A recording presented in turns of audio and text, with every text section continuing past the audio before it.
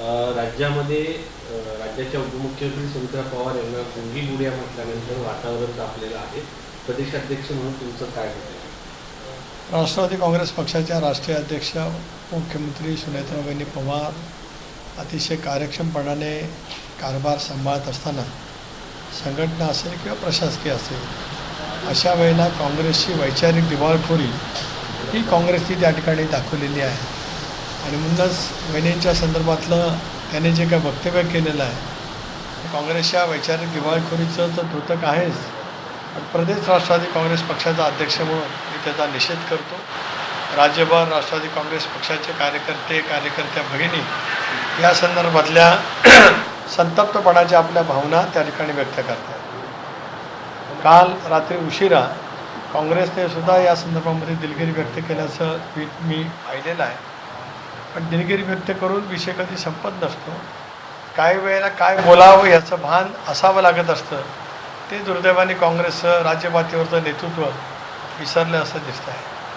Sir, यापूर्वी सुद्धा काँग्रेसकडून त्यांच्या विरोधात उमेदवार दिला गेला होता. मग असं म्हणतात की दिल्ली ही काँग्रेसची नाराज होती त्या संदर्भाने, आणि वारंवार असं त्यांच्या अनुषंगाने काँग्रेसकडून का असे चुका होत्या? एक तर असं आहे की या संदर्भामध्ये टीका होण्याचं कारण, टीका करण्याचं कारण एकच आहे की दादांच्या अकाली दुर्दैवी निधनाच्या नंतर दादांबद्दलचं महाराष्ट्रामध्ये असलेल्या भावना ज्या पद्धतीने आज संबंध महाराष्ट्रामध्ये माझ्यासारख्या दीर्घकाळ राजकारणामध्ये काम करण्यातल्या कार्यकर्त्यांनी पाहिल्यात.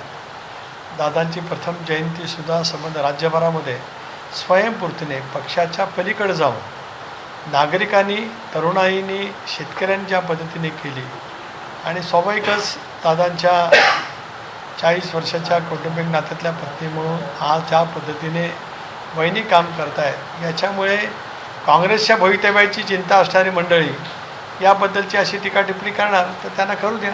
आम्ही आमच्यामध्ये काम करत राहू. ज्यावेळी नंतर जरी त्यांनी दिलगिरी व्यक्त केली असेल तरी प्रदेशाध्यक्ष हर्षवर्धन सपकाळ यांनी मात्र त्या घटनेचं अगोदर समर्थन केलेलं होतं. दुपारी त्यांनी ऑन रेकॉर्ड प्रेस कॉन्फरन्स घेऊन माध्यमांमध्ये विधान केलं होतं. त्यांनी विधान बरोबर आहे असं म्हटलं. तेच मी सांगतो की वैचारिक दिवाळखोरीचं हे उत्तम उदाहरण आहे. काल संध्याकाळी रात्री उशिरा ट्विट केलं कारण त्यांच्या लक्षात आलं की महाराष्ट्रामध्ये याच्याबद्दलच्या तीव्र संतप्त भावना काँग्रेसच्या विरोधामध्ये उतरत आहेत.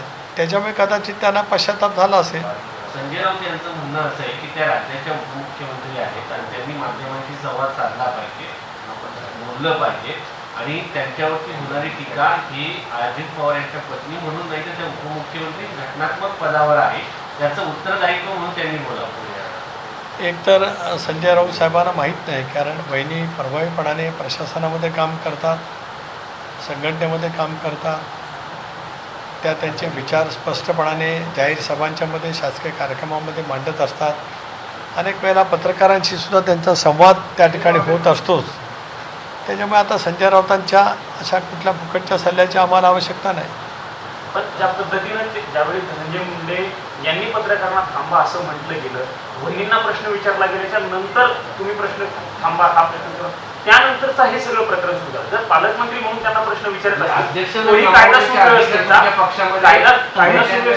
अध्यक्ष बोलायला लागतात तेव्हा तुमच्या पक्षाचे नेते त्यांना थांबवतात, हे चित्र महाराष्ट्रासमोर नाही. मी धनंजयच्या जवळ मला काय पूर्णपणाने बोलता आलं नाही. त्याच्या अगोदरसुद्धा मला कोणीतरी व्हिडिओ पाठवला होता, त्याची सत्यता माझ्याकडे नाही. कारण तिथे शेवटी ज्या वेळेला उपमुख्यमंत्री म्हणून, पालकमंत्री म्हणून वहिनी जातात, त्यांची ज्या वेळेला शासकीय बैठक असते त्याच्या अनुषंगाने ज्यावेळेला पत्रकार मित्र येतात त्या संदर्भातलं व्यवस्थापन जिल्हाधिकारी आणि जिल्हाधिकाऱ्यांच्या कार्यालयाने किंवा जिल्हा माहिती अधिकाऱ्यांनी करायचं असतं. ती काय व्यवस्थितरित्या केलं गेलं नव्हतं म्हणून पत्रकारांचा रोष हा जिल्हा प्रशासनावरती आणि जिल्हा माहिती अधिकाऱ्यांच्यावरती होता. अशा वेळेला पत्रकारांना विनंती करून धनंजयनी त्या ठिकाणी पुन्हा त्यांना बोलवतं असं माझ्या कानावरती आहे. मी काय धनंजय मुंडेजवळ माझी काही चर्चा नाही किंवा मला त्याच्या संदर्भातली सखोल माहिती त्या ठिकाणी नाही. आणि म्हणूनच नेमकं त्यावेळेला काय घडलं हा भाग नाही. त्याबद्दलची जी काही टीका टिप्पणी केली गेली काँग्रेसकडनं ती अत्यंत अयोग्य आहे. आम्ही एकदा पाहिलं की पालकमंत्री म्हणून तिथं बोलणं अपेक्षित होतं, कारण पालकमंत्रीची ती पत्रकार परिषद होती, तिथे धनंजय मुंडे बोलतात.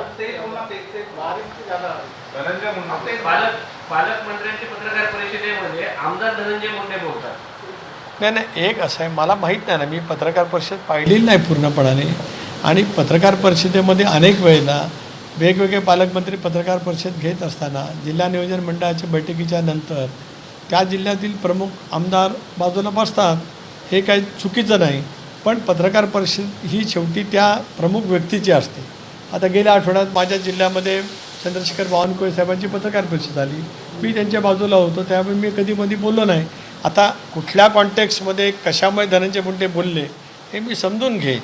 शेवटी पत्रकार परिषद ही मुख्य महनीय व्यक्तीची असते. अशा वेळेला बाजूला बसणं ठीक आहे, पण बाजूला बसून पत्रकार परिषदेमध्ये भाग घेणं हे सुद्धा काय योग्य असं मला वाटत नाही. मागे एकदा तर पूर्वी दिल्लीत सुद्धा आम्ही पाहिलं की दिलीप वळसे पाटील हे वहिनींच्या पाठीमागे उभे होते आणि जेव्हा प्रश्न विचारण्यात आला तेव्हा ते मागून त्यांना थांबवण्याचे प्रयत्न करत होते असं पाहायला मिळाले. त्यामुळे तुमच्या पक्षाचे नेते वहिनींना बोलू का देत नाही, हे चूक आहे.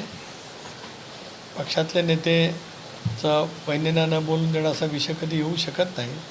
वहिनी मी मगाचपासून सांगितलं की एक कर्तबगार 40 वर्ष दादांच्या सोबत त्या पत्नी म्हणून ज्यावेळेला असताना त्यांचं सामाजिक, कला, क्रीडा, सहकार क्षेत्रातलं उल्लेखनीय कामगिरी बारामतीकरांनी आणि संबंध महाराष्ट्राने अनुभवलेली आहे. दुर्दैवाने दादांच्या मृत्यूच्यामुळे जो प्रसंग आला त्या प्रसंगाला सामोरं जाण्याचं एक तरचा आत्मविश्वास, धाडस वहिनींनी ज्या पद्धतीने दाखवलं ते अतुलनीयच पद्धतीचं आहे. आता अशा वेळेला हे जे काही घटना आहेत ह्या घटना केवळ राष्ट्रवादी काँग्रेस पक्षाला कुठं ना कुठंतरी जाणीवपूर्वक कमी लेखण्याचा प्रयत्न हा काही मंडळींकडनं त्या ठिकाणी होत आहे. मी सक्षमपणाने त्या ठिकाणी काम करतो. तटकरे साहेब, तुमचा पक्ष खरं राज्यामध्ये आक्रमक झालेला आहे. काल सुरज चव्हाण हे काँग्रेसच्या कार्यालयामध्ये गेले होते. सुनील शेळके तुमच्या पक्षाचे आमदार त्यांनी तर स्पष्टपणे काँग्रेस नेत्यांना इशारा दिलेला आहे की मावळमधून जर तुम्हाला जायचं असेल, मुंबईतनं मावळला जायचं असेल, माफी मागा, नाहीतर पुढे जाऊ दिलं जाणार नाही. अशा पद्धतीपर्यंत म्हणजे स्वाभाविक आहे ना. शेवटी राष्ट्रवादी काँग्रेस पक्षाच्या कार्यकर्त्यांच्या मनामध्ये वहिन्यांच्याबद्दलची अस्मिता, निष्ठा आणि एक पक्षाच्या बद्दलच्या पक्ष नेतृत्वाच्या बद्दलचं ज्या पद्धतीने वक्तव्य केलं गेलं त्याचा चीड, त्याचा राग, त्याच्या संतप्त प्रतिक्रिया या स्वाभाविक आहेत. क्रिया येते त्याला प्रतिक्रिया ही उमटतच असते. राष्ट्रवादी काँग्रेस पक्षाचे कार्यकर्ते या पद्धतीने आपली भूमिका निश्चितपणाने व्यक्त करतात. तर तुमच्या पक्षाच्या संदर्भामध्ये पुन्हा एक लेटर आले आणि सुनेत्रा पवार यांची जेव्हा अध्यक्षपदी निवड झाली त्याच्यामध्ये जे घटनात्मक बाबी बदल केले त्याचे ठराव जे आहेत ते पुरवण्यात आलेले नाही अशी माहिती आता समोर येते. नाही, आज त्या विषयावरती मी काय बोलणार नाही, कारण आजचा विषय हा मर्यादित आहे. जे काँग्रेसने कालचं वक्तव्य केलं ते अत्यंत निंदनीय आहे, त्याबद्दलचं ते आहे. जरूर या विषयावरती मी नक्कीच स्वतंत्रपणाने बोलेन. ठराव घेण्यासाठी पुन्हा एकदा मी जरूर या विषयावरती नक्कीच स्वतंत्रपणाने बोलेल. आजचा विषय मर्यादित आमच्या राष्ट्रीय नेतृत्वाच्या बद्दल जे अनुद्गार काढले गेले त्या संदर्भातला आहे. तटकरे साहेब, तुम्ही दिल्लीमध्ये आहात, काँग्रेसच्या हायकमांडला या अनुषंगाने काही तुम्ही तक्रार करणार आहात का किंवा त्यांच्याशी काही बोलणार आहात का की अशा पद्धतीची विधानं वहिनीबद्दल करताना नेत्यांना समज द्या वगैरे अशा पद्धती? एक असं आहे की काँग्रेसचं नेतृत्व राष्ट्रीय पातळीवरचं सुजाण आहे असं मी मानतो. त्यामुळे त्यांचीच आम्ही काय म्हणण्यापेक्षा त्याची नोंद त्यांनीच घेणं हे त्यांच्या दृष्टिकोनातून योग्य राहील. आम्ही काय सांगावं आणि मग काँग्रेसच्या दिल्लीच्या नेतृत्वाने काहीतरी भूमिका घ्यावी हा काय त्याच्यातला काय योग्य मुद्दा राहील असं मला वाटत नाही. काँग्रेसच्या दिल्लीतल्या नेतृत्वाला राज्याच्या नेतृत्वाने केलेली चूक आहे असं वाटत असेल तर काँग्रेसचं नेतृत्व त्या बाबतीमध्ये योग्य तो निर्णय करेल. तटकरे साहेब, अनेक वेळा असं होतं की वहिनी बोलायला जातात तर तुमच्या पक्षाचे नेतृत्व समोर ते माध्यमांच्या समोर आलेले, तुम्ही पक्षाचे प्रदेशाध्यक्ष आहेत, या संदर्भात तुम्ही पक्षाच्या इतर नेत्यांना सल्ला देणार का किंवा सूचना देणार का वहिनींना अशा पद्धतीने थांबवणं योग्य नाही? मी काय म्हटलं की कधीही पक्षाच्या कुठल्याही सहकार्याने वहिनी आपल्या राष्ट्रीय अध्यक्ष आहेत, त्या कर्तबगार आहेत, कणखर आहेत, त्या माध्यमांची योग्य रीतीने त्या विषयाची मांडणी समर्पक पद्धतीने करू शकतात. हा विश्वास पक्षाच्या सर्व सहकाऱ्यांना निश्चितपणाने त्या ठिकाणी आहे. कुठे कशा पद्धतीने कुठला प्रसंग घडला असेल तर त्याचं नेमकं काय होतं आहे ते समजून घेणं, त्याच्या पाठीमागची पार्श्वभूमी ही महत्त्वाची आहे. पण एक संकेत नक्कीच आहेत, ज्या वेळेला मुख्य व्यक्ती संबोधित असते पत्रकारांशी, त्याला बाजूला बसणारी कुणी व्यक्ती, मी आपल्याला माझंच उदाहरण दिलं, बावनकुळे साहेब आणि मी एकेकाळी प्रदेशाध्यक्ष म्हणून सोबत काम केलं, पण ते ज्या वेळेला संवाद करतात आणि मी जरी बाजूला बसलेला असलो तर तो संवाद त्यांच्याशी असतो, एवढं भान आम्ही प्रत्येकाने ठेवलंच पाहिजे. थोडक्यात ज्यांची पत्रकार परिषद आहे त्यांना बोलू दिलं पाहिजे, इतरांनी त्यांनीच बोलावं. पत्रकार परिषद त्यांच्या नावानेच असते, त्यामुळे त्यांनी संवाद करणं हा त्याच्यातला गाभा आहे, हा महत्त्वाचाच भाग आहे. अशा वेळेला इतरांनी बोलणं अपेक्षित नाही. किंवा काही वेळेला पत्रकारसुद्धा इतरांना विचारतात. माझ्या पत्रकार परिषदेमध्ये अनेक वेळा झालं की पत्रकार बाजूला बसलेल्या विचारता आलं, मी सांगतो नाही माझी पत्रकार परिषद आहे, मला विचारावं. हे संकेत दोन्ही बाजूनी आहेत आणि आमचे सहकारी या बाबतीमध्ये नक्कीच यापुढे जबाबदारीने मागतील. राज्याचे काँग्रेसचे प्रमुख म्हणून हर्षवर्धन सपकाळ यांनी माफी मागायला पाहिजे का, अशी मागणी तुम्ही करताय का? नाही, त्यांनी काल माफी मागते केलेलीच आहे ना. काल काँग्रेसने माफीनामा दिलेलाच आहे.